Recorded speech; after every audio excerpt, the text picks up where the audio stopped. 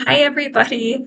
My name is Shawnee, and I'm going to talk to you today about inhalant abuse in the United States. Examples of common inhaled items are aerosols, anesthetic gases, and household chemicals. These chemicals are especially dangerous because they're cheap and easy to access. This is why most people abusing these inhalants are teens and young adults. And I'm pretty uneducated and naive myself when it comes to this type of substance abuse. So I will start by explaining what inhalant abuse involves.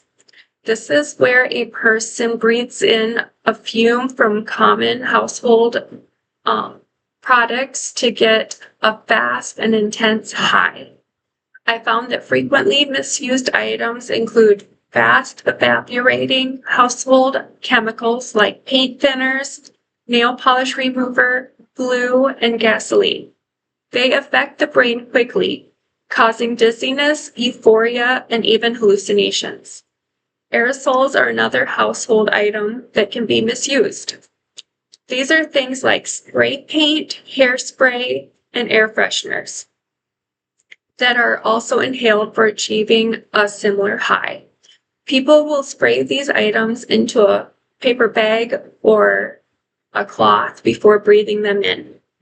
Then there are gases like nitrous oxide that are found in whipping cream cans and in propane that people use for a faster acting dreamlike high. There are people who will actually steal anesthetic gases from medical settings like the dental office, and employees and doctors themselves have actually stolen and used these gases for their own use of getting high or for family members or friends.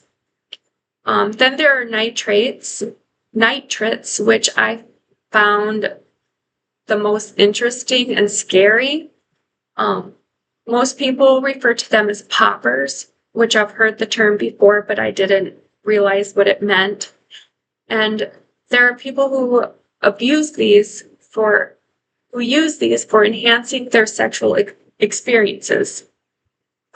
They're labeled as cleaners or deodorizers, but they're not actually intended for cleaning or freshening anything. And they're sold this way to evade drug laws, but their intended use is to be inhaled for a quick high.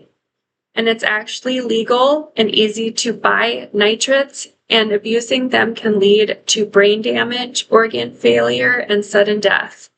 I found some scary statistics within the youth.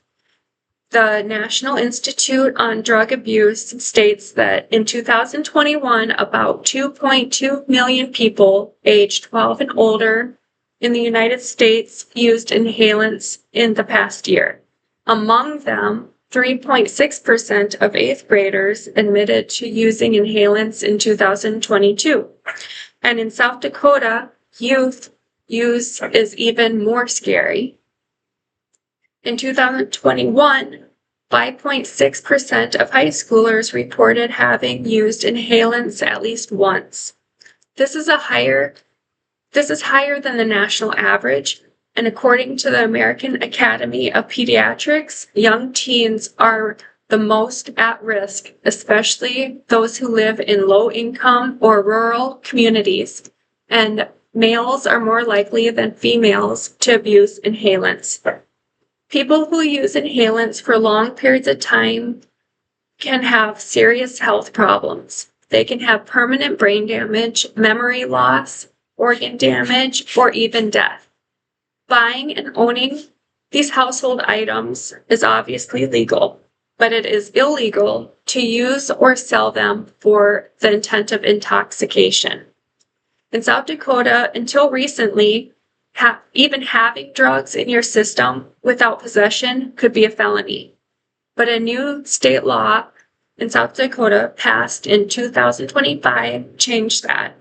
Now the first two offenses of ingestion are Class 1 misdemeanor with the max of 1 year in jail and a $2,000 fine. Selling or distributing inhalants for abuse can bring felony charges, especially if minors are involved. Inhalant abuse is linked to adolescents dropping out of school and being involved in crimes like theft, property damage, and this means more juvenile justice involvement. So why are inhalants such an issue, especially in our younger population? Well, it's because they seem harmless, they're cheap, legal, and easy to hide, making it the first go-to for the youth to try. And as a parent and a nurse, I feel we need to bring more awareness and better prevention to address this problem nationwide, but more specifically within South Dakota. Thank you for listening.